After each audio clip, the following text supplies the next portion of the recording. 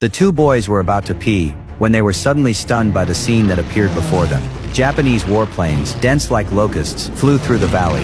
Immediately after, they rushed just towards the US military's Pearl Harbor, and thus began the treacherous attack that would rewrite history.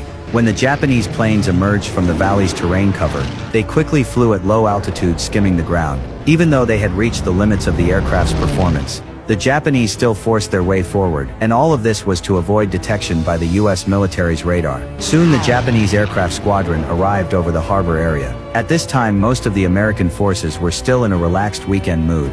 Some US soldiers even mistook the planes for their own air force conducting exercises, since they hadn't heard any air raid alarms.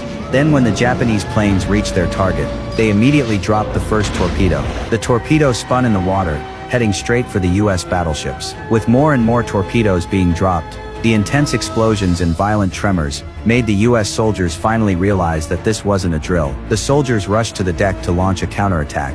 However, by that time, the Japanese had already seized the initiative. The Japanese bomber squadron had reached an altitude of 3,000 meters. The bombardiers quickly locked onto their target, the USS Arizona battleship.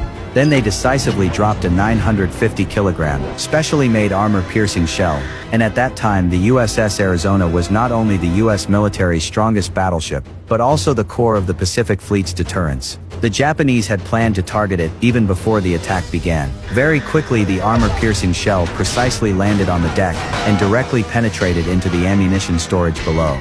According to the US military's post-battle damage report, the storage held 1,400 shells. When the delayed fuse of the armor-piercing shell was triggered, a chain reaction of explosions occurred at the bottom of the ship. In just a few minutes, the US Arizona sank directly into the sea.